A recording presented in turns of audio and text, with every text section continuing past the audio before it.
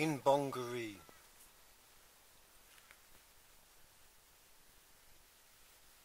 Bongaree Recreational Precinct is 250 metres, that's about 280 yards ahead. This is Bongaree on Bribie Island. Listen to those parrots. Those parrots are so loud.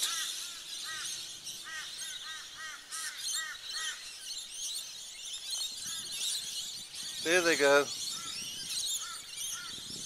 They roost here, and then during the day they all go off to different directions.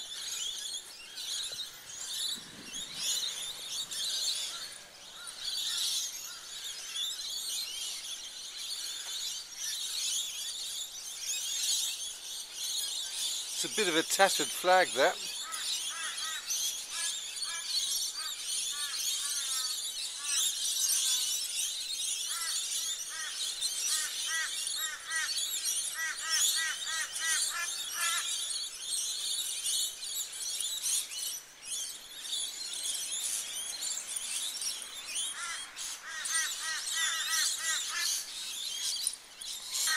I was here yesterday, which was Sunday, at lunchtime.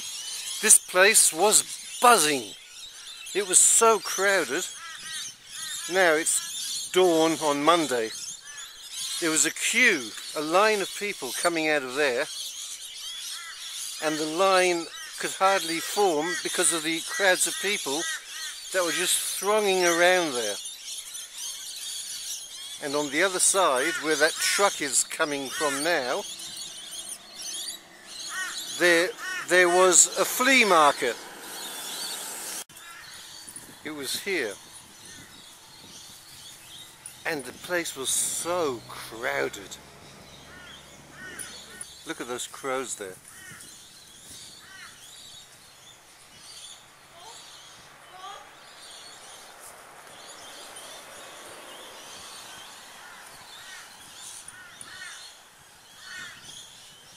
You see what they've done with the rubbish? Here at the bottom. Those other scavenging birds are ibis. So between the ibis and the crows, they're having a great time. There's been a jetty at this spot since about 1910, because there was no bridge to Bribie Island in those days, and packet steamers took people from here at Bribie Island to Brisbane, which is there.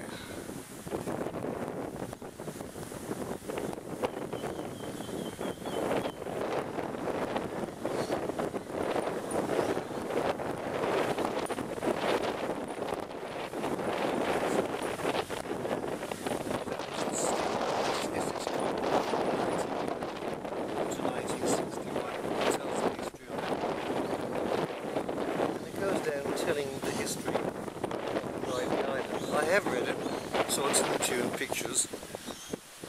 That bridge is the bridge to the mainland. Do you see the Glasshouse Mountains in the background?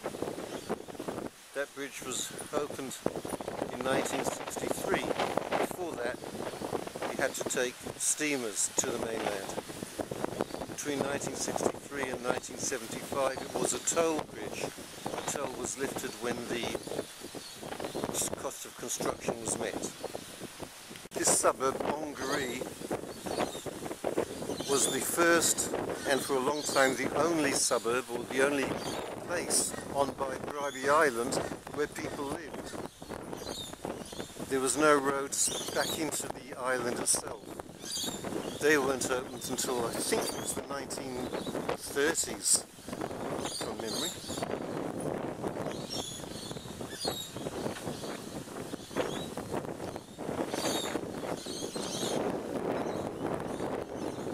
This is called the 12 Apostles Lookout. I don't know why. It's a heritage site, 1901 to 1912. Tugs on the leaning fig.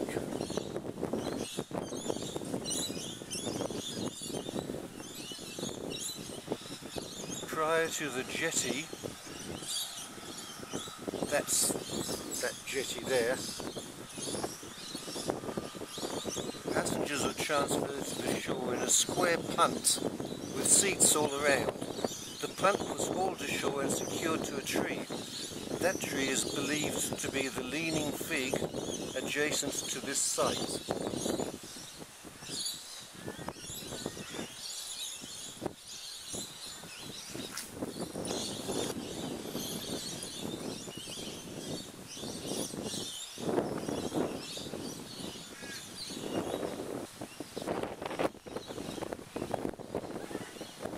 Well, I don't know. It doesn't seem to be leaning as much as it now as it did in that photo. I don't think it is the same tree. Sorry, Bribie Island historians, I think you're wrong.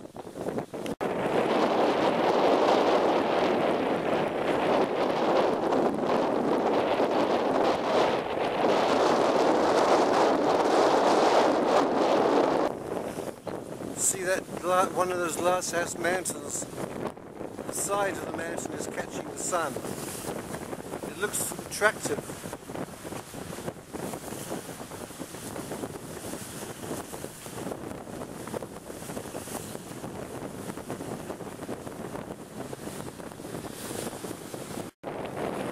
Hugo looks a bit happier today. The tail is up. Don't go too close to the edge, please. That water is really actually spilling over. See how wet it is on the bow. And this is only a normal sort of swell. I'd hate to see it on a stormy day.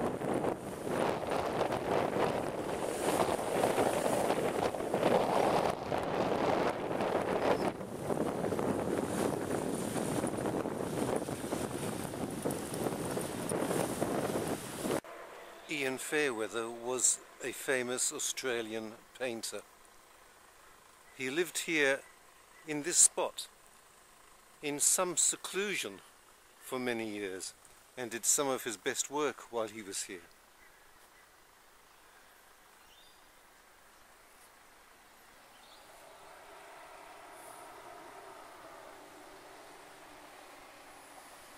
On this site, artist Ian Fairweather lived from 1953 until his death in 1974. He lived and painted in a Malay-style grass hut located here between the Bribie Island pines. Well, these are the Bribie Island pines. And in fact, where's the room for the hut? Would be right here. Would be right here. You see what I mean about how this is made of sand?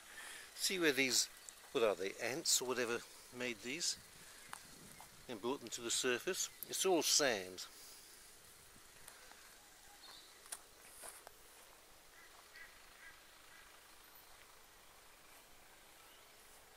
After a near-death raft trip to Timor in 1952, the years that Ian Fairweather spent living and painting on this site were the most productive of his life. Even in the swinging 60s, his unique style and exhibitions created a sensation. Luminaries of the Australian visual arts community made the pilgrimage to visit Fairweather here in his hut. Despite his disregard for the comforts of life, Fairweather was a reserved but very polite host, serving fine brandy in jam jars.